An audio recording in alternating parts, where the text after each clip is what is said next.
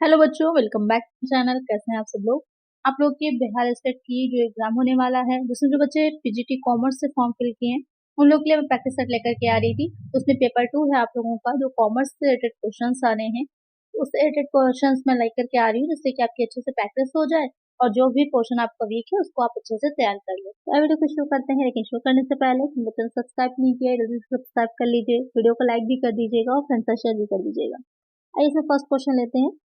अ bank reconciliation statement reconciles, एक bank समाधान विवरण मिलान करता है dash cash book and net profit, creditor ledger with the letter ledger, cash book with petty cash book या फिर cash book bank balance column with the passbook. तो question कह रहा है कि जो एक बैंक समाधान विवरण पत्र क्या होता है, ये मैं आप लोग को क्लासेस में समझा चुकी हूँ इसके अलावा मैंने प्रीवियस वीडियो में भी इससे रिलेटेड क्वेश्चन इंक्लूड किए थे, तो वहां पर भी आप लोग को समझाया था। तो क्या होता है, जो एक मिलान करता है, किस चीज का मिलान करता है, तो बहुत ही सिंपल सा है कि जो कैश बुक का बैंक कॉलम है और जो पासबुक होती है उन दोनों को आपस में मिलान करता है। तो एक आंसर क्या हो जाएगा हमारा, ऑप्शन डी हो जाएगा। नेक्स्ट क्वेश्चन है, what will be the journal entry for the given transaction ABC limited paid salary in cash to mister Manish of ₹50,000 in the month of March 2019। Question यहाँ पर कह रहा है, एक आपको जर्नल एंट्री करने को दी गई है कि किस तरह से की जाएगी। तो उसके लिए कुछ ट्रांजैक्शन जो हुआ था, किस तरह का हुआ था कि एबीसी लिमिटेड ने मार्च 2019 में श्री मनीष को 50,000 रुपए का वेतन नगद में दिया, यानी कि सैलरी पे की गई है, कैश में पे की गई है 50,000 की। तो उसकी एंट्री क्या होगी आपको ये बताना है। तो यहाँ पर सैलरी है, कौन सा अकाउंट हो जाएगा, जब भी बात वेतन की जा रही है तो वहाँ पर कौन सा अकाउंट हो जाता है, सैलरी एक्सपेंस है कहाँ का, तो ये हो जाएगा आपका नॉमिनल अकाउंट। नॉमिनल अकाउंट में जब भी हम एंट्री करेंगे तो क्या हो जाएगी एंट्री, कैश जा रहा है यहाँ पर, किस अकाउंट में चल रहा है, सैलरी दी जा रही है, तो यहाँ पर जो एंट्री हो जाएगी salary account debit to cash account हो जाएगी। Salary account debit to cash account, ये जो आपका डी वाला दे रखा है वो करेक्ट हो जाएगा। तो एक आंसर क्या हो जाएगा, ऑप्शन डी, क्योंकि नगद में दी गई है, कैश में दी गई है, तो आपका जो क्रेडिट होगा अकाउंट कैश हो जाएगा। चलिए, बहुत सिंपल सा क्वेश्चन था, लेकिन इस तरह का क्वेश्चन आ सकते हैं। अगर आपको रूल्स सही से पता है कि कैसे एंट्रीज की जाती हैं, तभी आप इनको सही से आंसर कर पाएंगे। चलिए नेक्स्ट क्वेश्चन लेते हैं। With respect to double account system which of the following statements are correct, दोहरा लेखा प्रणाली के संबंध में निम्नलिखित में से कौन सा कथन सही है। यहाँ पर आपके 3 स्टेटमेंट दे रखे हैं, आपको ये देखना है कि हो सकता है तीनों सही हो सकता है कोई 2 सही हो या फिर सिर्फ एक सही हो, उसी के अकॉर्डिंग आपको आंसर देना। आइए देखते हैं। Revenue account is prepared instead of profit and loss account, लाभ और हानि खाते की बजाय राजस्व खाता तैयार किया जाता है, या फिर आगम खाता भी इसे कह सकते हैं। Net profit account is prepared instead of profit and loss appropriation account, लाभ और हानि विनियोग खाते के बजाय शुद्ध राजस्व या फिर आगम खाता तैयार किया जाता है। Normally no adjustment of asset is made in the capital account, आमतौर पर पूंजी खाते में परिसंपत्ति का कोई समायोजन नहीं किया जाता। तो ये 3 आपके क्या दे रखे हैं, 3 दे रखे हैं स्टेटमेंट, आपको बताना है इसमें से कितने स्टेटमेंट हैं जो करेक्ट है। तो यहाँ पर पहला स्टेटमेंट क्या कह रहा है कि रेवेन्यू अकाउंट इज प्रिपेयर्ड, जो आपकी नॉट फॉर प्रॉफिट ऑर्गेनाइजेशन होती हैं, जो गैर लाभकारी संस्थाएं होती हैं, जैसे कि जो सोसाइटीज वेलफेयर सोसाइटीज होती हैं, स्कूल्स कमेटीज होती हैं, ये सब जो संस्थाएं बनाई जाती हैं तो वो प्रॉफिट के पर्पज से नहीं होती हैं। तो वहां पर उन संस्थाओं में प्रॉफिट एंड लॉस अकाउंट की जगह पर कौन सा अकाउंट बनाया जाता है, रेवेन्यू अकाउंट बनाया जाता है। करेक्ट हो जाएगा ये स्टेटमेंट आपका। दूसरा स्टेटमेंट, जो नेट रेवेन्यू अकाउंट है इस prepared instead of profit and loss appropriation account, यहाँ पर कह रहा है कि जो नेट रेवेन्यू अकाउंट है वो किसकी जगह पर बनता है, पेनल जो अप्रोप्रिएशन अकाउंट है उसकी जगह पर बनता है, ये भी करेक्ट हो जाएगा, ये स्टेटमेंट भी सही है। जो थर्ड आपका दे रखा है कि आमतौर पर पूंजी खाते में परिसंपत्ति का कोई समायोजन नहीं किया जाता है, जो हम कैपिटल अकाउंट बनाते हैं तो वहां पर जो भी एसेट्स होती हैं उसका कोई भी एडजस्टमेंट नहीं होता है, तो यहाँ पर ये भी अकाउंट आपका करेक्ट हो जाएगा। तो करेक्ट आंसर यहाँ पर जो होगा, तीनों ही आपके पॉइंट सही हैं, तो जो बी ऑप्शन दे रखा है वहां पर फर्स्ट सेकेंड एंड थर्ड ये तीनों ही ऑप्शन क्या है आपके करेक्ट है, तो बी पॉइंट हमारा करेक्ट हो जाएगा। करेक्ट आंसर होगा यहाँ पर हमारा ऑप्शन बी। थोड़ा सा ज्यादा डिफिकल्ट जो होते हैं उसी टाइप के क्वेश्चन होते हैं, क्योंकि आपको वहाँ पर ढूंढना होता है कौन कौन से पॉइंट सही है, उसी के अकॉर्डिंग आंसर टिक करना होता है।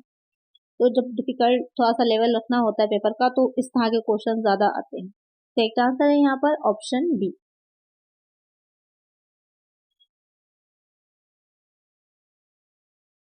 नेक्स्ट क्वेश्चन है branch adjustment account is prepared by, शाखा संयोजन खाता बनाया जाता है। डिपेंडेंट ब्रांच आश्रित शाखा द्वारा, head office of dependent branch आश्रित शाखा के प्रधान कार्यालय द्वारा, head office of independent branch स्वतंत्र शाखा के प्रधान कार्यालय द्वारा, या फिर इनमें से कोई नहीं। तो यहाँ पर कह रहा है कि ब्रांच एडजस्टमेंट अकाउंट जो बनाया जाता है वो किसके द्वारा बनाया जाता है, कौन उसको बनाता है। तो जो ब्रांच एडजस्टमेंट अकाउंट होता है वो कौन बनाएगा, एडजस्टमेंट, क्योंकि ब्रांच के अपने कुछ अलग तरह की ब्रांचेस होती हैं, कोई डिपेंडेंट इंडिपेंडेंट होती हैं, स्वतंत्र होती हैं, तो वहाँ पर जो आपकी शाखाएं होती हैं उनकी अलग अलग अपने अकाउंट्स बनाती हैं अगर, तो वहाँ पर उनके अकाउंट्स के साथ जो मेन आपका हेड ऑफिस है उनको अपने मेन बैलेंस शीट में मेन अकाउंट में संयोजन करना पड़ता है, एडजस्टमेंट करना पड़ता है। तो कौन बनाएगा उसे, जो आपका हेड ऑफिस का होता है वो बनाता है, head office of dependent branch. तो एक आंसर क्या हो जाएगा हमारा, ऑप्शन बी। इसमें क्या क्या चीजें होती हैं या क्या चीजें दिखाई जाती हैं तो मैंने आप लोग को पढ़ाया भी हुआ है इसमें। तो यहाँ पर आपका जो ओपनिंग स्टॉक है या फिर जो ब्रांच को जो भी माल या गुड्स जो होते हैं सेंड किए जाते हैं वो, या फिर जो ब्रांच से वापस रिटर्न में आया है गुड्स उसको, इन सारी चीजों को दिखाया जाता है। और जो बीच का डिफरेंस होता है डेबिट क्रेडिट का, उसी के अकॉर्डिंग आपका लॉस या फिर प्रॉफिट निकाला जाता है। चलिए नेक्स्ट क्वेश्चन लेते हैं। With respect to branch accounts which of the following statement are correct, शाखा खातों के संबंध में निम्नलिखित में से कौन सा कथन सही है। यहाँ पर भी वही चीज है आपकी, 3 पॉइंट से रखे हैं, आपको तीनों में देखना है कि कौन सा करेक्ट है। तीनों भी सही हो सकते हैं, कोई 2 या फिर कोई 1। पहला पॉइंट है dependent branches are branches in respect of which the whole of the account records are kept at head office only. आश्रित शाखाएं वे शाखाएं हैं जिनके संबंध में संपूर्ण लेख अभिलेख केवल प्रधान कार्यालय में रखे जाते हैं। दूसरा पॉइंट कह रहा है कि independent branch are branches which maintain independent accounting records, स्वतंत्र शाखाएं वे शाखाएं हैं जो स्वतंत्र लेखा रिकॉर्ड रखती हैं। थर्ड है foreign branches branches which are located in a foreign country in a country other than in which the company is incorporated and registered, विदेशी शाखाएं शाखाएं जो किसी दूसरे देश में स्थित हैं अर्थात किसी अन्य देश में जहां कंपनी निगमित और पंजीकृत है। तो यहाँ पर 3 पॉइंट्स है, इसमें आपको बताना है कि कौन कौन से करेक्ट है। तो यहाँ पर जो पहला पॉइंट हमारा दे रखा था कि डिपेंडेंट ब्रांचेस जो होती हैं जो आश्रित शाखाएं हैं वो शाखाएं हो जाती हैं जो कि अपने लेख अभिलेख जो है वो प्रधान कार्यालय के पास रखती हैं, करेक्ट है। जो डिपेंडेंट ब्रांचेस होती हैं वो अपने जो भी होते हैं लेखे अकाउंट्स नहीं बनाती हैं, उनकी जो एंट्रीज होती हैं वो मेन हेड ऑफिस में ही होती हैं। तो ये वाला पॉइंट क्या है, करेक्ट हो जाएगा। फिर दूसरा पॉइंट जो कह रहा है कि स्वतंत्र शाखाएं स्वतंत्र लेखा रिकॉर्ड रखती हैं, ये भी करेक्ट है। और थर्ड वाला जो कह रहा है फॉरेन ब्रांच, तो नाम से ही क्लियर है, फॉरेन का मतलब है अपने जिस भी कंट्री में मेन वो इनकॉर्पोरेट हुई है, रजिस्टर्ड उसका ऑफिस है, वहां पर उसका मेन हेड ऑफिस होगा। बाकी जगहों पर अलग अलग कंट्रीज में उसकी ब्रांचेस होती हैं, तो वहां पर क्या हो जाएगा, वो फॉरेन ब्रांच कहलाती है। ये तीनों ही करेक्ट है। तो करेक्ट आंसर क्या होगा हमारा, देख लीजिए फर्स्ट सेकेंड एंड थर्ड जिसमें होंगे तो वो ए ही पॉइंट में दे रखा है, तो एक आंसर हमारा ए हो जाएगा। नेक्स्ट क्वेश्चन लेते हैं। विच of the following expenses can not B appropriated in various departments, उनके में से कौन सा व्यय विभिन्न विभागों में विभाजित नहीं किया जा सकता। Advertising, interest on loan and debentures, fire insurance premium, depreciation and repair on machinery. यहाँ पर क्वेश्चन कह रहा है कि जो एक्सपेंसेस दे रखे हैं इसमें से कौन सा ऐसा एक्सपेंस है जो अलग अलग डिपार्टमेंट में नहीं भारित किया जा सकता। तो ये कुछ एक्सपेंसेस ऐसे होते हैं जो सारे डिपार्टमेंट्स पर जिनका कह सकते हैं कि भाग पड़ता है और आप उसको अलग अलग नहीं बांट सकते। आपने पढ़ा होगा कॉस्ट अकाउंटिंग में कि लागतों का अभिभाजन अप्रोप्रिएशन होता है या फिर जो है उनको अलॉट किया जाता है अलग अलग। तो कुछ कभी कभी हम डायरेक्टली ये चीज देख सकते हैं कि कौन सी डिपार्टमेंट पर कौन सा व्यय एक्सपेंस हुआ है, लेकिन कभी कभी हम उसे नहीं देख पाते। तो यहाँ पर जो पूछ रहा है कि कौन सा व्यय है जिसे हम नहीं बांट पाएंगे, तो वह हो जाता है आपका interest on loan and debentures, ऋण और विपत्रों पर ब्याज। जब ऋण और विपत्रों पर ब्याज होता है तो वो ऐसा एक्सपेंस है जिसे कि आप अलग अलग नहीं बांट सकते, बाकी सबको आप बांट सकते हैं। क्योंकि भाई मशीनरी जहाँ की होगी वहां पर आपका जो है उसी का डिप्रिसिएशन होगा। जैसे ऑफिस बिल्डिंग का है तो ऑफिस वाले वर्ड्स में चला जाएगा, अगर फैक्ट्री के में लगी मशीनरी का है तो फैक्ट्री वर्ड्स में चला जाएगा। फायर इंश्योरेंस भी कहाँ पर आग लगी है उसके अकॉर्डिंग आप आसानी से ये चीज जान सकते हैं कि किस ओवरहेड्स में आपके किस में उसके अंडर में जाएंगे। जो एडवर्टाइजमेंट है तो वहां पर एडवर्टाइजमेंट किसका गुड्स का हो रहा है तो आपकी किस तरह की कॉस्ट है आपको समझ में आ जाएगा। लेकिन जो आप इंटरेस्ट ले रहे हैं लोन और डिवेंचर का, उसको आप स्पेसिफिकली किसी हेड में नहीं दिखा पाएंगे, तो वहां पर ये जो व्यय होते हैं उनको अलग अलग डिपार्टमेंट्स में विभाजित नहीं किया जा सकता। एक आंसर क्या हो जाएगा हमारा? Option B. और ये एक चीज और है कि आपका एक्सपेंसेस नहीं, एक तरह से क्या है, एक लायबिलिटी के तौर पे हो जाते हैं, दायित्व हो जाते हैं, जो कि अलग अलग बांटे नहीं जाएंगे। नेक्स्ट क्वेश्चन है, in branch accounting if an asset of an integral for an operation is carried at cost and depreciation of tangible fixed asset is translated at। शाखा लेखांकन में यदि एक अभिन्न विदेशी परिचालन की संपत्ति को लागत और मूर्त अचल संपत्तियों के मूल्य ह्रास पर अनुवादित किया जाता है, opening exchange rate, closing exchange rate, average exchange rate या फिर exchange rate at the date of purchase of asset. यहाँ पर कहने का मतलब ये है कि किसी फॉरेन ऑपरेशन में कोई मूर्त संपत्ति अगर है तो वहां पर जो उसकी लागत होती है या उस पर जो डिप्रिसिएशन लगता है वो किस दर पे होता है, उसकी रेट क्या होती है, ये आपसे क्वेश्चन में पूछ रहा है। तो यहाँ पर क्या रेट होती है उसकी? तो वो हो जाती है आपकी exchange rate at the date of purchase of asset. जिस टाइम पर वो एसेट को परचेज किया जा रहा है उस टाइम पर जो भी प्रचलित होगा, जो भी यूज किया जा रहा होगा एक्सचेंज रेट, उसी पर आपको लेना है। एक आंसर हो जाएगा ऑप्शन डी, कि जो अकाउंट्स वगैरह बनाए जाएंगे तो वहां पर उसी रेट पर ही दिखाया जाएगा जो उस टाइम पर परचेज के समय होगा। तो नेक्स्ट क्वेश्चन है, a machine was purchased 2 years back for 50,000 and depreciation is charged at rupees 25% per annum on diminishing balance basis. What is the present book value? 2 साल पहले एक मशीन थी जो 50,000 में खरीदी गई थी और उस पर जो डिप्रिसिएशन चार्ज होता था वो 25% का होता था वार्षिक। ह्रासमान शेष के आधार पर चार्ज किया जाता है। उसकी वर्तमान बुक वैल्यू आपको ये नहीं बताना है कि करंट में उसकी पुस्तकीय मूल्य क्या होगा, जो बुक्स में दिखाया जा रहा है वो वैल्यू क्या होगी। आपको ये बता दिया है कि कोई मशीनरी 2 साल पहले खरीदी गई थी, डिप्रिसिएशन वैल्यू थी उसकी 25%। डिप्रिसिएशन जो चार्ज किया जाता था डिमिनिशिंग बैलेंस मेथड से चार्ज किया जाता था। अब आपको बताना है कि 2 साल बाद बुक में उसकी वैल्यू क्या होगी, इसको हमें सॉल्व करना। अब वो कैसे सॉल्व करेंगे आइए देखते हैं। इसको निकालने के लिए हम दोनों वर्ष का अलग अलग निकालेंगे। तो अलग निकालने के लिए पहले वर्ष का, फर्स्ट ईयर का जब हम इसे सॉल्व करेंगे तो फर्स्ट ईयर में कितना है, आपकी जो परचेज की गई थी तो वैल्यू थी 50,000 की। तो 50,000 पर कितने परसेंट की दर से निकालना है? 25% से। तो 25% से जब हम इसको निकालेंगे तो कितना आ जाएगा आपका डिप्रिसिएशन जो निकल करके आएगा पहले साल का, फर्स्ट ईयर का, वो हो जाएगा 12,500। जब इसे आप सॉल्व करिएगा, 0 से 0 कटेगा, उसके बाद मल्टीप्लाई कर दीजिएगा तो 12,500 डिप्रिसिएशन हो जाएगा फर्स्ट ईयर का। अब जब फर्स्ट ईयर का डिप्रिसिएशन होगा उसके बाद इसमें से हम जो सेकंड ईयर का जब निकालेंगे डिप्रिसिएशन, तो क्या करते हैं, सेकंड ईयर का डिप्रिसिएशन निकालते टाइम हम इसमें से जो पहले का डिप्रिसिएशन होता है उसको लेस कर देते हैं। तो 50,000 में से अब हम इसमें से लेस कर देंगे 12,500, क्योंकि ये तो डिप्रिसिएशन लग गया। अब इतनी एसेट जो थी हमारी क्या हुई, समाप्त हो गई। तो अब जितनी बचेगी उस पर हम आगे निकालेंगे। तो कितनी बचेगी आपकी यहाँ पर 37,500। तो सेकेंड ईयर का जब निकाला जाएगा इस पर तो 37,500 की वैल्यू पर निकाला जाएगा। 37,500 कितना हो जाएगा, रेट आपका वही रहेगा कितना, 25% अपॉन हो जाएगा 100। इसी तरह अगर 5 साल का दे रखा होता तो आगे हम निकालते चले जाते कि फिर इसका निकालते, फिर लेस करते उससे 37,500 में से, फिर थर्ड ईयर में हो जाता। जितने भी वर्ष का क्वेश्चन आपके दे रखा उसी हिसाब से आपको निकालना है।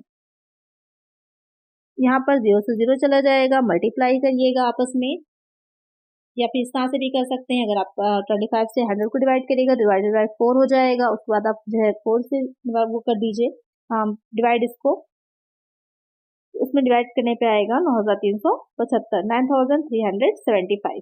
तो यहाँ पर आप क्वेश्चन में आपके ध्यान दीजिएगा क्या पूछ रहा है। क्वेश्चन में आपसे पूछ रहा है कि कितनी अब संपत्ति बची है जिसको कि हम अपनी बुक में दिखाएंगे, बुक वैल्यू कितनी होगी। तो अब बुक वैल्यू कितनी होगी, जो हमारा 37,500 का था उसमें से हम लेस कर देंगे जो हमारा डिप्रिसिएशन अब निकल करके आया है 9,375, 9,375 का, इसको हम लेस कर देंगे तो कितना बचेगी हमारे पास, जो अब एसेट बचेगी जो हम बुक्स अपने दिखाएंगे 28,125, 28,125 की।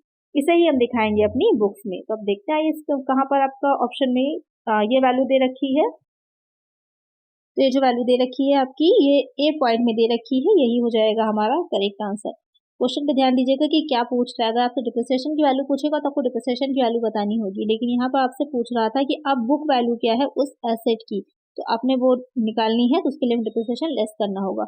मेथड कौन सा पूछ रहा है ये भी ध्यान रखिए। कभी कभी स्थायी प्रभाग पद्धति होती है तो सीधे सीधे आप 50,000 इंटू 25 इंटू 2 कर देते हो कि 2 साल का था, अपॉन में 100 आता, सॉल्व करते जितना भी आता आपको लेस करते, आपकी एसेट आ जाती निकल करके। यहाँ पर लेकिन ह्रासमान पद्धति यानी कि डिमिनिशिंग वैल्यू से पूछ रहा है, तो उसी के अकॉर्डिंग आपको अपना आंसर देना है। चलिए नेक्स्ट क्वेश्चन लेते हैं। Imprest system float is allowed in the case of. अग्रदाय प्रणाली फ्लोट का डैश के मामले में अनुगमन किया जाता है। पेटी कैश बुक, खुदरा रोकड़ बही में, सेल्स बुक में, या फिर पासबुक में, या फिर कैश बुक में। तो जो इम्प्रेस सिस्टम होता है उसका यूज कहाँ होता है या फिर कहाँ किया जाता है, तो इस प्रणाली का यूज जो होता है वो पेटी कैश बुक में किया जाता है, जो खुदरा रोकड़ बही होती है। अब खुदरा रोकड़ बही क्या होती है कि जो डेली के छोटे मोटे खर्चे होते हैं उनको करने के लिए एक पेटी कैश बुक बनाई जाती है, तो उसमें सारा लेखा जोखा होता है, जैसे ब्रेकफास्ट है, चाय नाश्ते का है, पेंसिल है, जो स्टेशनरी लगती है ऑफिस वगैरह में, जो रोजमर्रा के छोटे मोटे जो डिपार्टमेंटल एक्सपेंसेस होते हैं उन सब के लिए, तो उन खर्चों का लेखा इसमें किया जाता है। तो इसमें अग्रदाय प्रणाली जो होती है सिस्टम का यूज किया जाता है। तो एक आंसर हो जाएगा ऑप्शन। नेक्स्ट क्वेश्चन है, dash is created for unknown liability. Dash को अज्ञात दायित्वों के लिए बनाया जाता है। Provision for taxation, reserve for bad debt, reserve provision.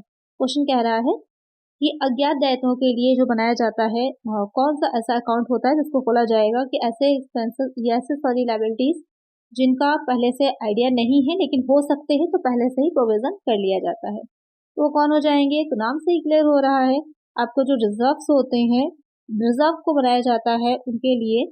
अच्छा यहाँ पे एक चीज ध्यान दीजिएगा कि अननोन लायबिलिटी पूछा है, अज्ञात दायित्व। काफी बच्चे यहाँ पर कंफ्यूज हो जाएंगे, उनको लगेगा कि प्रोविजन फॉर टैक्सेशन, लेकिन यहाँ पर साफ साफ क्लियर कह रहा है ना, प्रोविजन फॉर टैक्सेशन पता है ना किस चीज के लिए कर रहे हैं, करों के लिए प्रावधान कर रहे हैं, तो ये अननोन नहीं हुआ, ये नोन हो गया। प्रोविजन सोच करके आप सीधे सीधे लगा देंगे आंसर, तो ये गलत हो जाएगा। और यहाँ पर जो प्रोविजन दे रखा है सिर्फ आपका प्रावधान, तो एक चीज क्लियर कर लीजिएगा, जो प्रावधान प्रोविजन होता है वो नोन जो आपकी लायबिलिटीज हैं, कोई नोन आपको फ्यूचर में चीजें आ सकती हैं, दायित्व आ सकते हैं, लॉस हो सकता है, तो उसके लिए बनाया जाता है। लेकिन जो रिजर्व होता है, संचय होता है, संचय बनाए जाते हैं कि जो अज्ञात है, अचानक से कोई भी आपकी लायबिलिटी आ सकती है, आपको नहीं आइडिया है, उसको पूरा करने के लिए रिजर्व बनाए जाते हैं, ना कि प्रोविजन। तो अगर बच्चे इन दोनों में कंफ्यूज होंगे, प्रोविजन आपका नॉन लायबिलिटीज के लिए होता है और जो रिजर्व होते हैं वो अननोन के लिए। तो यहाँ पे एक आंसर हो जाएगा ऑप्शन सी। नेक्स्ट क्वेश्चन है, which of these is an example of accelerate method of depreciation. निम्न में से कौन ह्रास की त्वरण प्रणाली का उदाहरण है। रिटर्न डाउन वैल्यू मेथड, घटती मूल पद्धति प्रणाली, straight line method, sinking fund method, या फिर एन्युटी मेथड। तो ये आपके क्या है, डिप्रिसिएशन निकालने के तरीके होते हैं। तो यहाँ पर कह रहा है कि कौन ऐसा तरीका है जो त्वरण प्रणाली का डिप्रिसिएशन निकालने की उदाहरण होगा या फिर उसका एक एग्जाम्पल है, तो वो कौन हो जाएगा आपका, जो रिटर्न डाउन वैल्यू मेथड होता है, इसको WDV मेथड भी कहा जाता है शॉर्ट में। उस मेथड में इसका यूज होता है। ये प्रणाली है क्या, तो इसमें आपको क्या रहता है, मेनली जब इनकम टैक्स में डिप्रिसिएशन चार्ज कर रहे होते हैं तो वहाँ पर WDV मेथड का ही यूज किया जाता है, उसे से ही चार्ज किया जाता है। इसमें क्या होता है कि स्टार्टिंग में जो डिप्रिसिएशन लगाया जाता है वो ज्यादा दर से लगाया जाता है, और बाद के वर्षों में क्या होता है, धीरे धीरे वो दर कम हो जाती है। इसी वजह से क्या कहा जाता है, घटती ह्रास पद्धति एक तरह से है, इसका उदाहरण समझ लीजिए कि घटते उससे लगाया जाता है। तो एक आंसर क्या हो जाएगा हमारा, option A.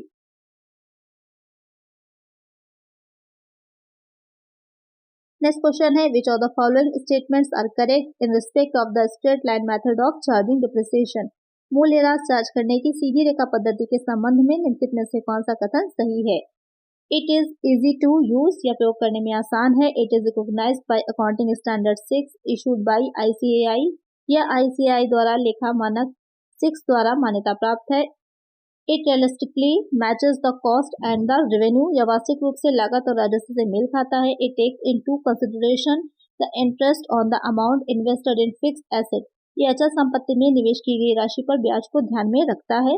The method is recognised by the income tax act 1961, इस पद्धति को आयकर अधिनियम 1961 द्वारा मान्यता प्राप्त है। तो यहाँ पर आपके 4 स्टेटमेंट दे रखे हैं, आपको बताना है इसमें से कौन सा करेक्ट है। चारों भी हो सकते हैं, कोई 3, कोई 2, या फिर सिर्फ एक भी हो सकता है। आइए देखें कि क्या कह रहा है।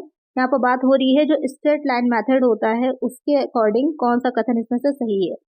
तो पहला पॉइंट जो कह रहा है कि ये प्रयोग करने में आसान है, करेक्ट है, बहुत सिंपल सा होता है, डायरेक्ट आपको परसेंटेज दे रखी होती है, मल्टीप्लाई करके निकाल लेना होता है।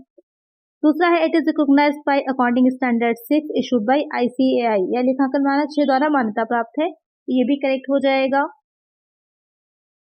तीसरा कह रहा है it realistically matches the cost and the revenue, ये वास्तविक रूप से लागत और राजस्व या फिर आय आगम कह सकते हैं से मेल खाता है, तो ये वाला पॉइंट भी इसमें करेक्ट हो जाएगा। फिर कह रहा है कि it takes into consideration the interest on the amount invested in fixed asset, या अचल संपत्ति में निवेश की गई राशि पर ब्याज को ध्यान में रखता है, तो ये चीज गलत है, ये ब्याज को ध्यान में नहीं रखता, ये पॉइंट गलत हो जाएगा। और ये मेथड क्या होता है, आयकर अधिनियम द्वारा मान्यता प्राप्त है, तो ये मेथड नहीं मान्यता प्राप्त है, कौन सा है, WDV मेथड है, जो भी मैंने आप लोग को बताया ही था, तो ये वाला पॉइंट भी गलत हो जाएगा। तो कौन कौन से पॉइंट करेक्ट हो जाएंगे, फर्स्ट, सेकंड और थर्ड। अब हम नीचे देखते हैं यहाँ पर जो आपके दे रखे हैं मैचेस, तो वहां पर ए पॉइंट जो है वहां पर फर्स्ट, सेकंड एंड थर्ड दे रखा है, तो यही हमारा करेक्ट हो जाएगा। तो इसका आंसर होगा ऑप्शन ए। इस क्वेश्चन है ₹5,000 deposited in bank account was entered twice in the cash book, identify the correct adjustment in cash book. Bank खाते में जमा कराई गई 5,000 रुपए की राशि को रोकड़ में 2 बार प्रविष्टि हो गई है, रोकड़ बही में सही समायोजन है। यहाँ पर कह रहा है कि हाँ, जो बैंक अकाउंट था वहां पर 5,000 की राशि को जमा किया गया था और कैश में उसकी 2 बार दिखा दिया गया है, तो वहां पर एडजस्टमेंट होना है, तो किस तरह से करेंगे। ₹5,000 will be credited, 5,000 will be debited, 10,000 will be credited, 10,000 will be debited. यहाँ पर समायोजन की एंट्री क्या होगी ये पूछ रहा है, तो यहाँ पर हम क्या करेंगे, 5,000 को हम क्रेडिट करेंगे, 5,000 will be credited. Correct answer क्या हो जाएगा, ऑप्शन ए। तो यहाँ पर क्या होगा, 5,000 को हम क्रेडिट कर दें, क्योंकि 2 बार डेबिट कर दी गई थी, तो यहाँ पर हम उसका एडजस्टमेंट करेंगे तो 5,000 को क्रेडिट करेंगे। यहाँ पर करेक्ट आंसर क्या हो जाएगा, ऑप्शन ए। नेक्स्ट क्वेश्चन लेते हैं। क्वेश्चन है which of the following is not a one sided error, निम्नलिखित में से कौन एक तरफा त्रुटि नहीं है। Omission of posting to an account under cost of subsidiary book, posting to the wrong side of the account, wrong recording of the transaction in the books of original entry. यहाँ पर कह रहा है कि कौन सी वन साइडेड एरर नहीं है। One sided error कौन सी नहीं है, जो आपका डी पॉइंट दे रखा है कि wrong recording of the transaction in the books of original entry. तो जब आपकी जो मेन प्रविष्टि की पुस्तक होती है वहां पर जो है गलत लेन देन की रिकॉर्डिंग हो जाती है, तो वो आपकी वन साइडेड त्रुटि नहीं होती है, वन साइडेड एरर नहीं होता। करेक्ट आंसर क्या हो जाएगा, ऑप्शन डी। नेक्स्ट क्वेश्चन है which of the following statement is true, निम्न में से कौन सा कथन सत्य है। एरर इन्वॉल्व्स फ्रॉड, त्रुटि में धोखाधड़ी शामिल है। The word fraud and error have the same meaning, धोखाधड़ी और त्रुटि शब्दों का एक ही अर्थ है। The word fraud and error have different meaning, यहाँ पर वर्क नहीं होगा, वर्ड होगा, कभी कभी मिसप्रिंट हो जाता है, तो थोड़ा आप लोग समझ जाया करिए। The word fraud and error have different meaning, धोखाधड़ी और त्रुटि शब्दों के अर्थ अलग अलग हैं। The term error does not exist at all, त्रुटि नामक शब्द बिल्कुल भी मौजूद नहीं है या है ही नहीं, एग्जिस्ट ही नहीं करता। तो यहाँ पर क्या करेक्ट हो जाएगा, कौन सा कथन सत्य है आपको बताना है कि धोखाधड़ी और त्रुटि शब्दों के अर्थ अलग अलग हैं, ये वाला आपका कथन जो है वो करेक्ट है। त्रुटि अलग होती है और त्रुटि बाई चांस कभी गलती से हो जाती है, कभी कभी प्रिंसिपल्स का आपको सही नहीं पता, अकाउंटिंग किस तरह से की जाती है, क्या उसके रूल्स रेगुलेशन अगर आपको सही नहीं पता तो आपसे गलती हो जाती है। आप वो जानबूझकर नहीं करते, पर्पसली नहीं कर रहे होते, वो त्रुटि होती है। और धोखाधड़ी फ्रॉड तो पूरा आप जानबूझ करके पूरे जो है सोच समझ के साथ प्लानिंग के साथ करते हैं, तो दोनों में डिफरेंस होता है। नेक्स्ट क्वेश्चन है what is the definition of income and expenditure account, आय और व्यय खाते की परिभाषा क्या है।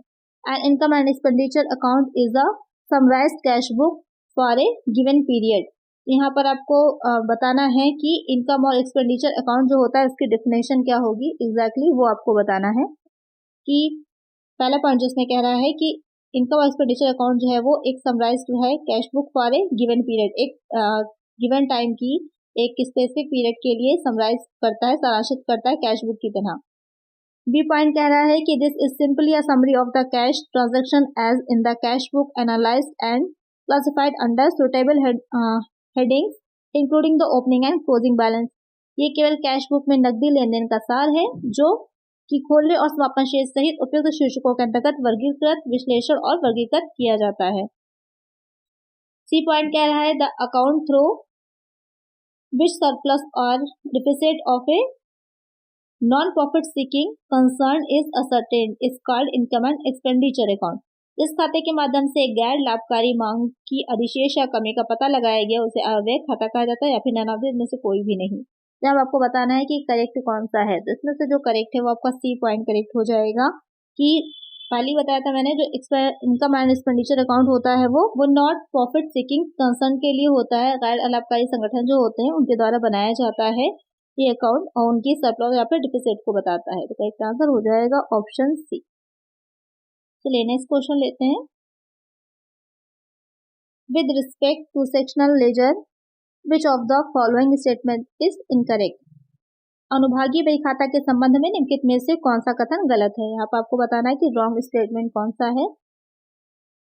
Controls account are prepared in journal ledger only. The names of these control accounts are total debtor accounts and total creditors account. तो यहाँ पर कह रहा है जो नियंत्रण खाते केवल सामान्य खाता बही में तैयार किए जाते हैं। इन नियंत्रण खातों के नाम कुल देनदार खाते और कुल लेनदार खाते होते हैं। तो यहाँ पर करेक्ट हो जाएगा ये पॉइंट। सेकंड कह रहा है double entry system is completed in the journal laser only. द्वा लेखा प्रणाली सामान्य खाता बही में ही पूरा हो जाता है। करेक्ट है। A trial balance can not be prepared only for the journal ledger. तलपट केवल सामान्य खाता बही से तैयार नहीं किया जा सकता, गलत है। यही वाला पॉइंट आपका गलत हो जाएगा जो सी कह रहा है कि जो ट्रायल बैलेंस है वो आपका जर्नल लेजर से नहीं पूरा हो सकता, जर्नल लेजर ही से ही पूरा हो जाता है। आपका जब लेजर की जो बाकी होती है वही निकाल के तो ट्रायल बैलेंस बनाया ही जाता है, तो यहाँ पर उसी से ही पूरा हो जाता है। तो करेक्ट आंसर करेक्ट क्या है, यहाँ पर पूछा है आपसे कि इनकरेक्ट कौन सा है, तो इसमें इनकरेक्ट जो है वो सी वाला पॉइंट है। एक बार डी भी देख लेते हैं। Personal ledger namely debtors ledger and creditors ledger have no control account. व्यक्तिगत बही खाता अर्थात देनदार का खाता बही और लेनदार का खाता बही का कोई नियंत्रण खाता नहीं है। तो ये भी आपका सही है, गलत हो जाएगा ऑप्शन सी। नेक्स्ट क्वेश्चन है with regard to the self balancing ledger system which of the following statement is correct. स्वसंतुलन खाता बही प्रणाली के संबंध में निम्नलिखित में से कौन सा कथन सही है। यहाँ पर दो स्टेटमेंट दे रखे हैं, आपको ये बताना है कि इन दोनों स्टेटमेंट में से हो सकता है दोनों सही हो सकता है एक कोई सही हो या फिर दोनों ही गलत हो। पहला पॉइंट है under self balancing ledger system each ledger is prepared according to the double entry system and a complete balance statement can also be prepared taking the balance of the ledger account. स्वसंतुलन खाता बही प्रणाली के अंतर्गत प्रत्येक खाता बही को दोहरी प्रविष्टि प्रणाली के अनुसार तैयार किया जाता है और खाता बही लेखा की शेष राशि को लेकर एक पूर्ण शेष परीक्षण भी तैयार किया जा सकता है। सेकेंड स्टेटमेंट कह रहा है the principle of double entry are followed within the account itself. खाते के भीतर ही दोहरी प्रविष्टि के सिद्धांतों को पूरा किया जाता है। तो यहाँ पर ये जो दोनों पॉइंट दे रखे हैं आपके दोनों ही करेक्ट हैं। जब सेल्फ बैलेंसिंग सिस्टम की बात की जाती है तो वहाँ पर हम उसकी सहायता से या उस प्रणाली में कह सकते हैं कि जो जितनी भी खाता बही होती है एक अलग ट्रायल बैलेंस निकाला जाता है और वहाँ पर आपका जो उस प्रणाली के अंतर्गत दोहरी प्रविष्टि प्रणाली के अनुसार तैयार किया जाएगा और इसमें शेष राशि होती है एक पूर्ण शेष परीक्षण भी, जो भी मैंने कहा ट्रायल बैलेंस अलग से तैयार हो जाता है। स्टेटमेंट 1 भी करेक्ट है आपका और स्टेटमेंट 2 भी करेक्ट है। तो करेक्ट आंसर यहाँ पर हो जाएगा both statement first and second are correct. एक आंसर हो जाएगा ऑप्शन ए। नेक्स्ट क्वेश्चन है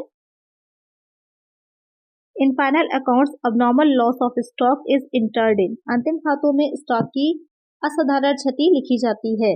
trading account only, profit and loss account only, both A and be balance sheet.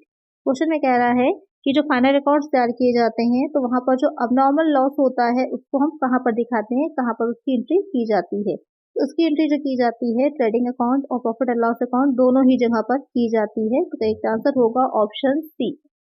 तो यहाँ पर जो क्वेश्चन में कह रहा है क्योंकि जो असाधारण क्षति होती है अबनॉर्मल लॉस होता है जब जैसे कि कोई माल है, कोई गुड्स है, अगर अग्नि के द्वारा नष्ट हो रहे हैं या किसी और तरह से उसमें हानि हो रही है जिससे कि क्षति हो रही है तो वहां पर जो परचेज अकाउंट है उसको क्रेडिट किया जाएगा और जो भी लॉस होता है उसको डेबिट किया जाता है।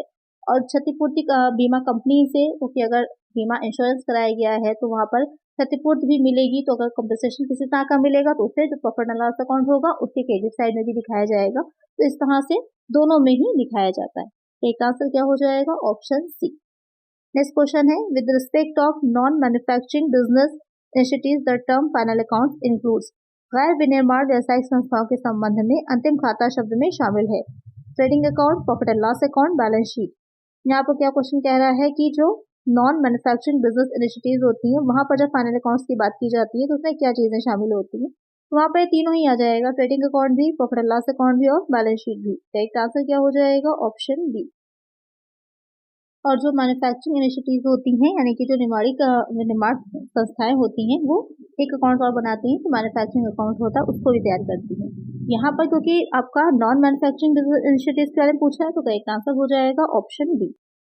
नेक्स्ट क्वेश्चन है, outstanding expenses shown in trial balance और रिकॉर्डेड इन, अदर खर्चों को तलपट में रिकॉर्ड करते हैं।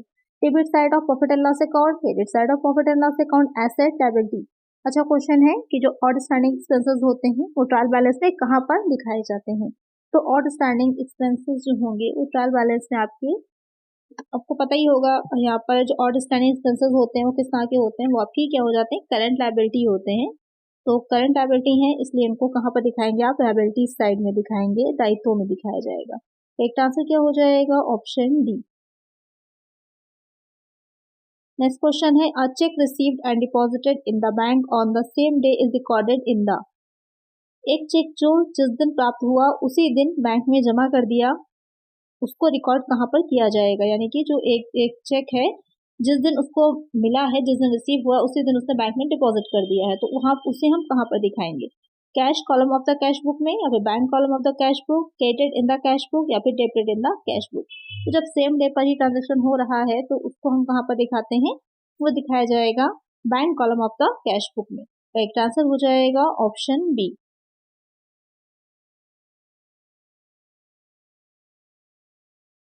नेक्स्ट क्वेश्चन है, the total of the debit side of discount column in cash represents, रोकड़ पुस्तक के डेबिट पक्ष के छूट कॉलम का योग दर्शाता है। यहाँ पर आपको बताना है जो कैश बुक बनाई जाती है उसमें जो डिस्काउंट कॉलम होता है तो वहाँ पर जो उसका डेबिट साइड होगा वो क्या चीज दिखाती है, excess of discount allowed over discount receive, excess of discount receive over discount allowed, total of discount allowed या फिर टोटल ऑफ डिस्काउंट रिसीव्ड। तो क्या दिखाता है यहाँ पर, रोकड़ पुस्तक के डेबिट पक्ष में जो आपका डिस्काउंट अकाउंट होता है वो दर्शाता है टोटल ऑफ डिस्काउंट अलाउड, कि कितना जो है छूट या फिर कितनी कटौती दी गई है, अलाउ की गई है, वो दिखाएगा। तो एक आंसर क्या हो जाएगा, option C.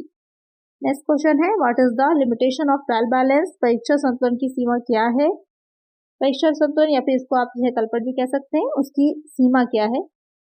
Trial balance only confirms that the total of all debit balances match the total of all credit balance, कि जो ट्रायल बैलेंस है वो ये बताता है कि या इस बात की पुष्टि करता है, कंफर्म करता है कि जो डेबिट बैलेंस और जो क्रेडिट बैलेंस है दोनों साइड इक्वल है या मेल खाते हैं। Trial balance given gives no proof that certain transaction have not been recorded at all, कि जो आपका तलपट होगा उसका कोई सबूत नहीं देता है, फिर कोई प्रूफ नहीं करता है कि लेन देन जो है वो ट्रांजैक्शन सारे ही दर्ज कर लिए गए हैं, दिखा दिए गए हैं। ट्रायल बैलेंस टोटल्स में agree in spite of error, त्रुटियों के बावजूद परीक्षा शेषा ही सहमत हो सकती है, यानी दोनों साइड कभी कभी हो सकता है जो आपके अकाउंट से उसमें एरर हो तब भी दोनों साइड मैच कर जाए। वो आपको मैंने पढ़ाया था कि कितने टाइप की होती है, तो बहुत से ऐसे टाइप भी होते हैं जो कि आपके ट्रायल बैलेंस मिल जाने के बाद भी पकड़े नहीं जाते। बहुत से ऐसी गलतियां होती हैं जो पूरी तरह क्लियर नहीं हो जाती कि ट्रायल बैलेंस अगर मिल ही गया है तो उसका मतलब आपका अकाउंट 100% सही है, ऐसा नहीं होता। या फिर ऑल ऑफ दीज सभी विकल्प, तो आपको बताना है कि ये सारी लिमिटेशंस हैं एक ट्रायल बैलेंस की या नहीं है, तो ये सारी ही लिमिटेशंस होती हैं।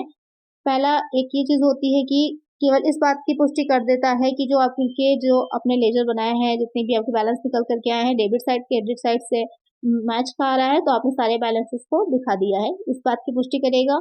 साथ ही इस बात की भी कि दोनों साइड इक्वल हो जाने का मतलब ये नहीं है कि जो अकाउंट्स रखे गए पूरी तरह से करेक्ट हैं, और बहुत से ऐसी त्रुटियां होती हैं जो मिलने के बाद भी पकड़ी नहीं जा सकती। तो तीनों ही क्या है, लिमिटेशंस हैं, सीमाएं हैं ट्रायल बैलेंस की। तो करेक्ट आंसर क्या होगा फिर हमारा, all of these, option D.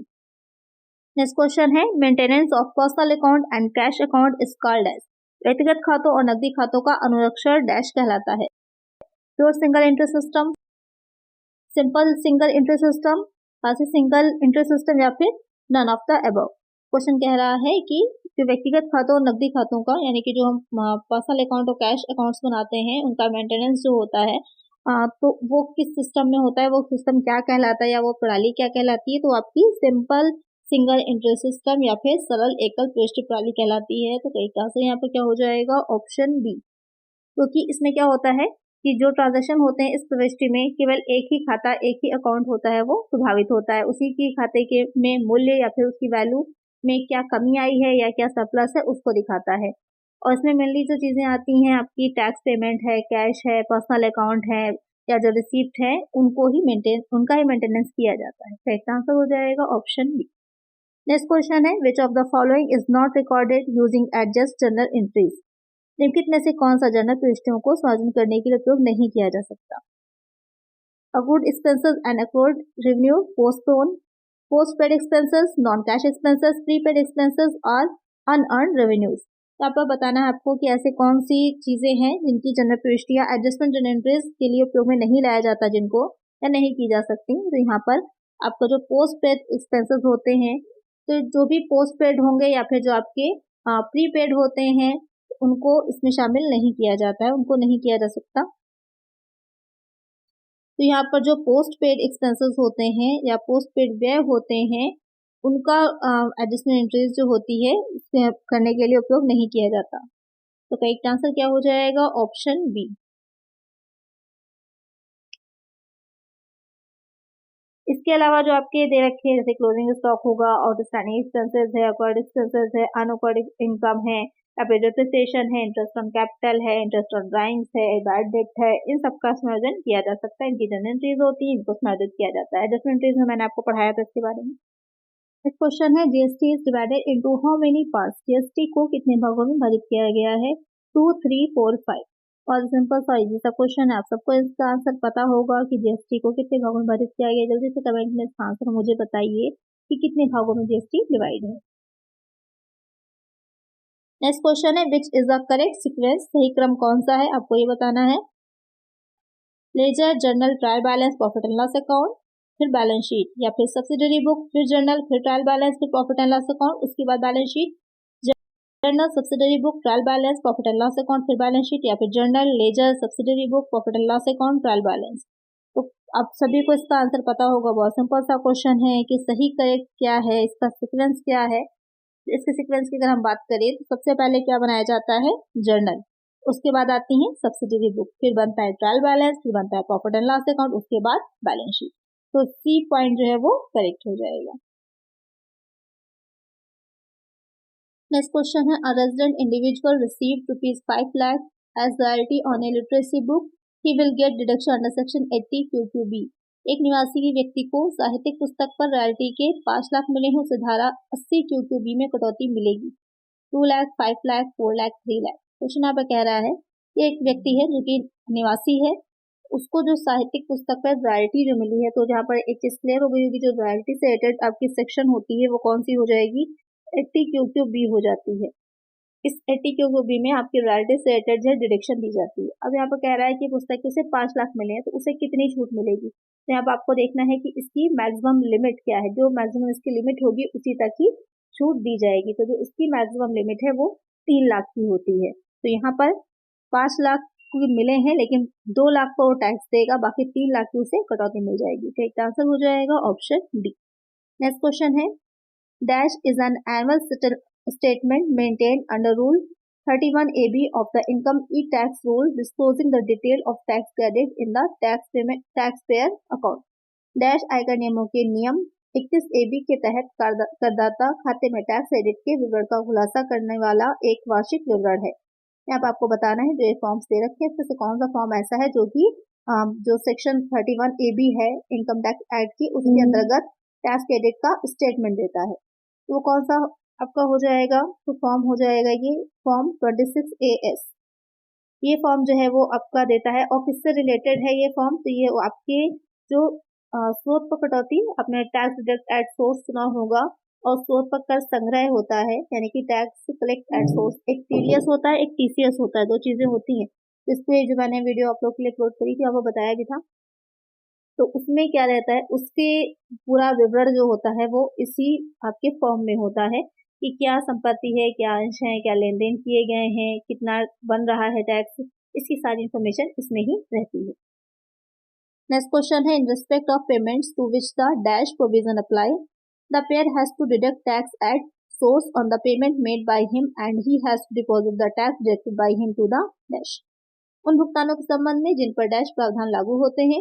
भुगतानकर्ता को उसके द्वारा किए गए भुगतानों पर स्रोत पर कर की कटौती करनी होती है और उसे अपने द्वारा काटे गए कर को डैश करना होता है। अब आपको बताना है, यहाँ पर दो आपके फिलिंग द ब्लैंक्स जो हैं उन दो फिलिंग द ब्लैंक्स में आपको भरना है। तो यहाँ पर सबसे पहले कह रहा है in respect of payment to which the dash provision apply. कौन सा ऐसा पेमेंट है जिस पर प्रोविजन अप्लाई होता है। पहला तो आपका ये वाला हो जाएगा पॉइंट, तो इसमें कौन सा आ जाएगा, पहले आपका हो जाएगा टीडीएस। जो टीडीएस होता है उसकी बात यहाँ पे की जा रही है क्योंकि स्रोत पर कर की कटौती की बात हो रही है। तो जीएसटी और टीडीएस के ऑप्शन से देखिए कुछ आंसर जो होते हैं वो ऑप्शन से निकलते हैं। तो यहाँ पर जीएसटी और टीडीएस की बात की जा रही है और स्रोत पर कर की कटौती कही गई है तो जीएसटी नहीं होगा, टीडीएस हो जाएगा। तो टीडीएस की बात हो रही, अब आपको देखना है कि क्रेडिट ऑफ द सप्लायर या फिर क्रेडिट ऑफ द गवर्नमेंट, क्योंकि ये तो जीएसटी से रिलेटेड थे तो ये आपके बाहर हो जाएंगे। या तो आपके आपूर्तिकर्ता के खाते में जमा होता है या फिर सरकार के खाते में जमा होता है। तो जो भी टीडीएस लगता है उसे अपने द्वारा काटे गए कर को कहाँ पर जमा किया जाता है, सप्लायर के अकाउंट में या फिर गवर्नमेंट के अकाउंट में क्रेडिट कर दिया जाता है। तो सीधे या फिर कहाँ पर क्रेडिट होता है, ये गवर्नमेंट के अकाउंट में ही क्रेडिट किया जाता है, क्रेडिट ऑफ द गवर्नमेंट। तो करेक्ट आंसर क्या हो जाएगा, ऑप्शन डी के। यहाँ पर क्वेश्चन कह रहा है कि जो पेंशन मिलती है तो उस पर जो टैक्स दिया जाता है, पेंशन तक पर टैक्स होता है, समझ लीजिए कितना टैक्स हम लोग पे करते हैं गवर्नमेंट को। आज के टाइम में तो हर चीज में टैक्स इंक्लूड ही है, जितना भी चाहे सामान परचेज करिए आप, चाहे अगर जोमेटो या स्विगी से भी कुछ सामान मंगा रहे हैं तो उसमें भी देखिएगा तो उसमें भी सर्विस चार्जेस लगे होते हैं। भले ही आपने वहां जाकर के नहीं आप बैठे, वहां की कोई आपको फैसिलिटीज आपने नहीं ली, फिर भी सर्विस चार्ज उसमें ऐड होता है। प्लेटफॉर्म फीस, पता नहीं कितनी तरीके की फीस ऐड होती है, जिस वजह से क्या होता है रेट बहुत ज्यादा हर चीज के बढ़ जा रहे हैं। कभी भी कोई भी सामान खरीदा करिए, एक बार उसका बिल चेक किया करिए उसमें कितने % जीएसटी लगा हुआ है। हर चीज में इतना ज्यादा इन्वॉल्व है टैक्स, जिसकी वजह से हर चीज के रेट ना बहुत ज्यादा बढ़ गए हैं। तो यहाँ पर पेंशन की अगर बात कर रहे हैं, एक तो जो इनकम होती है उस पर तो टैक्स दिया ही जाता है, बाद में अगर पेंशन मिल रही है, ऐसे अब पेंशन तो समाप्त कर दी गई है, लेकिन पहले के टाइम में पेंशन जब चल रही थी या फिर जो पहले के लोग हैं उनको अभी भी पेंशन मिल रही है तो उस पर जो टैक्स लगता है, तो यहाँ पर जो पेंशन होती है वो किस हेड में जाएगी, वो सैलरी हेड में जाती है, इनकम फ्रॉम सैलरी में। और जो आपकी एकमुश्त इनकम जो रिसीव होती है उस पर कोई टैक्स नहीं लगता है। लेकिन अगर कोई पेंशन इस तरह की है जो कि कोई व्यक्ति है जिसकी डेथ हो चुकी है तो उसके बाद उसके परिवार के किसी सदस्य को मिल रही है तो वो इनकम, वो आपकी इनकम फ्रॉम अदर सोर्सेज में जाएगी। तो क्वेश्चन किस तरह का है इसको ध्यान में रख करके ही आप आंसर को टिक करिएगा। यहाँ पर करेक्ट आंसर हो जाएगा option A, income from salary. Next question है under which section of the income tax act an individual can avail arrears of salary. आयकर अधिनियम की किस धारा के तहत कोई व्यक्ति बकाया वेतन का लाभ उठा सकता है। यहाँ पर आपसे जो क्वेश्चन में कह रहा है अवेल एरियर ऑफ सैलरी, तो क्वेश्चन क्या हो, मतलब क्या होता है इसका एरियर ऑफ सैलरी में, कि कभी कभी क्या होता है कि जो आपने जैसे ज्वाइन कर लिया कहीं लेकिन फौरन आपकी इनकम नहीं बनी है, कुछ महीने मंथ की या कुछ दिनों की सैलरी आपको नहीं मिली, बाकी की मिलने लगी है, तो जितने की नहीं मिलती वो एरियर हो जाता है आपका। तो जो बकाया, इसका सिंपल से भाषा में बोले बकाया जो होती है आपके वेतन जो दिया जा रहा है तो वो किस धारा के अंतर्गत अधिनियम में आता है। 87 सबसेक्शन 1, 86 सबसेक्शन 1, 88 सबसेक्शन 1, 89 सबसेक्शन 1। तो किस धारा के अंतर्गत वो आ रहा है, वो आपकी आ जाती है 89 सबसेक्शन 1 के अंतर्गत आ जाता है। करेक्ट आंसर क्या हो जाएगा, ऑप्शन डी। चलिए नेक्स्ट क्वेश्चन है income tax was levied in India first by the, Bharat में पहली बार आयकर की उगाही की गई थी। लूकस पैसोली द्वारा, न्यूटन द्वारा, जेम्स रसल द्वारा, नन ऑफ दिस। बहुत ही सिंपल सा क्वेश्चन आपको पता ही है कि 1857 की 1857 की जो क्रांति हुई थी तो वहां पर काफी नुकसान हुआ था, तो उस नुकसान को भरने के लिए जो ब्रिटिश गवर्नमेंट थी, आप एक्ट तो पढ़ते हैं 1961, लेकिन अगर इतिहास की हम बात करें, हिस्ट्री में जाएं, तो जो इनकम टैक्स पहली बार लगाया गया था तो वही 1857 की जो क्रांति हुई थी, उसमें जो नुकसान हुआ था उसकी भरपाई करने के लिए जो ब्रिटिश गवर्नमेंट थी तो वहां पर पहली बार आया था कि इस तरह का कोई टैक्स लगाना चाहिए।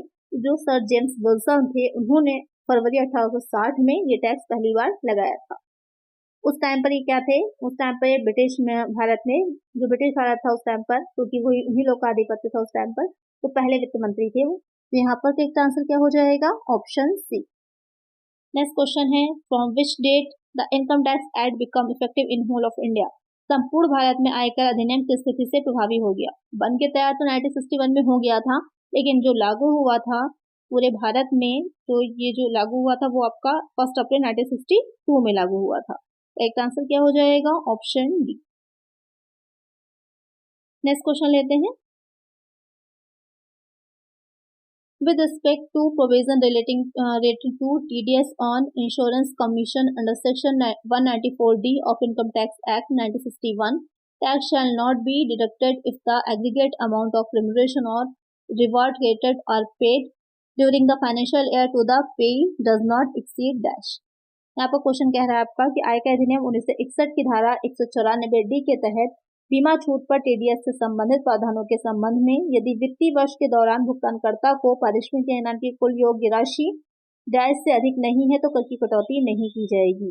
यहाँ पर टीडीएस के बारे में सिर्फ डायरेक्टली समझ लीजिए कि टीडीएस के बारे में आपसे ये पूछ रहा है कि अगर बीमा छूट पर टीडीएस है और किस सेक्शन में है 194D के अंतर्गत है तो वहां पर कितनी कुल राशि इनाम की जो होगी जिसमें कि टैक्स नहीं देना पड़ेगा, टैक्स नहीं कटेगा। 5,000, 20,000, 15,000 या फिर 10,000 तो कितनी होनी चाहिए? तो उसके लिए 15,000 की जो राशि है अगर 15,000 तक की कुल राशि है तो उसे कोई भी कर की कटौती टीडीएस में नहीं की जाएगी, इसके एक्सेस होगी तो कटौती की जाएगी। तो एक आंसर क्या हो जाएगा? Option C. नेक्स्ट क्वेश्चन है Sameer is related to, Sameer का संबंध है robot, electronics to artificial intelligence from computer. यह जैसे कि हमने एक प्रीवियस वीडियो में इससे पहले की फर्स्ट और सेकंड पार्ट में था ये क्वेश्चन की पहला रोबोट था तो उसका क्या नाम था, और ये ऐसे ही एक क्वेश्चन है आपका यहाँ पर कि जो समीर है वो क्या है। वैसे तो समीर नाम होता है लेकिन यहाँ पर अगर हम बात करें कि कहाँ पर है या किसके लिए स्पेसिफिकली इसका नाम रखा गया है तो वो इलेक्ट्रॉनिक्स से रिलेटेड है आपका। एक आंसर हो जाएगा ऑप्शन बी। तो इसकी फुल फॉर्म है जो समीर है आपका शॉर्ट फॉर्म में दे रखा है। इसकी फुल फॉर्म की अगर हम बात करें तो society for applied micro electronics engineering and research, तो ये इसकी फुल फॉर्म हो जाएगी। ध्यान में रखिएगा, पूछ सकता है फुल फॉर्म भी है क्या ये। तो ये टाटा की जो अनुसंधान संस्थान है टाटा का मुंबई में जो स्थापित है तो वहां पर एक उत्पाद इकाई है, एक शाखा है उसकी। इनका मेन काम क्या होता है कि जो सूक्ष्म तरंगे इलेक्ट्रॉनिक तरंगे होती हैं उनके से रिलेटेड अनुसंधान का कार्य करने का होता है। तो यहाँ पर एक आंसर क्या हो जाएगा? Option B. नेक्स्ट क्वेश्चन है income is taxable under the head salaries only if there exist a dash relationship between the payer and pay. वेतन शीर्षक से आय केवल तभी कर योग्य होगी जब भुगतान करने वाले तथा भुगतान प्राप्त करने वाले के बीच डैश का संबंध होगा। Employer, employee, government, member of parliament, seller, buyer, student and principal. Question में कह रहा है कि सैलरी हेड में उस इनकम को तभी शामिल किया जाएगा जबकि जो भुगतान कर रहा है और जिसे प्राप्त हो रही है जो पेयर और पेई है के बीच में किस तरह का रिलेशन होना चाहिए। तो बहुत सिंपल सी बात है, इसमें किस तरह का रिलेशन होगा। तो जो भुगतान कर रहा है या जिसको भुगतान मिल रहा है एम्प्लॉयर और एम्प्लॉय, नियोक्ता एम्प्लॉयर हो जाएगा, कर्मचारी एम्प्लॉय। एम्प्लॉयर मतलब नियोक्ता, नियुक्त जो कर रहा है व्यक्ति जिसके आदेश पे जिसके अंडर में आप काम कर रहे हैं, और एम्प्लॉय जो कि कर्मचारी है। तो करेक्ट आंसर हो जाएगा ऑप्शन ए। नेक्स्ट क्वेश्चन लेते हैं इसमें the installment payment system is govern by, किस्त भुगतान प्रणाली किसके द्वारा शासित होती है? Hire purchase act, sales of goods act, installment act, property registration act. तो मैंने वहां पर आप लोगों से क्वेश्चन पूछा था अभी कुछ जो फर्स्ट या सेकंड पार्ट जिसका आया था उसमें ये क्वेश्चन था कि जो हायर परचेज सिस्टम होता है वो किसके अंडर में आता है। वहीं पे क्वेश्चन मैंने पूछा था जो इंस्टॉलमेंट पेमेंट सिस्टम होता है वो किसके द्वारा चलता है, किसके अंडर में चलता है। तो जो आपका इंस्टॉलमेंट पेमेंट सिस्टम होता है वो हो जाएगा जो सेल्स ऑफ गुड्स एक्ट होता है, माल की बिक्री का अधिनियम होता है, उसके द्वारा चलाया जाता है। जो उसके रूल्स और रेगुलेशन है, प्रोविजंस है, वो ही इस पर भी लागू होते हैं। तो करेक्ट आंसर क्या हो जाएगा? Option B. नेक्स्ट क्वेश्चन है every assessee is a person and, प्रत्येक निर्धारिती एक व्यक्ति होता है। और यहाँ पर क्वेश्चन में क्या कह रहा है कि प्रत्येक निर्धारिती यानी कि जो निर्धारिती से यहाँ मतलब एसएससी जो होता है करदाता को बोलते हैं, एक व्यक्ति होता है और कौन होता है? Every person is also an assessee, प्रत्येक व्यक्ति निर्धारिती भी होता है। Every person need not be an assessee, प्रत्येक व्यक्ति आवश्यक नहीं है कि निर्धारिती भी हो। An individual is always an assessee, एक व्यक्ति सदैव एक निर्धारिती भी होता है।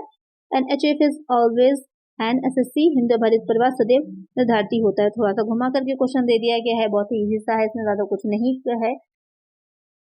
तो यहाँ पर जो क्वेश्चन कह रहा है कि प्रत्येक करदाता एक व्यक्ति होता है, लेकिन जरूरी नहीं है कि प्रत्येक व्यक्ति भी एक करदाता ही हो।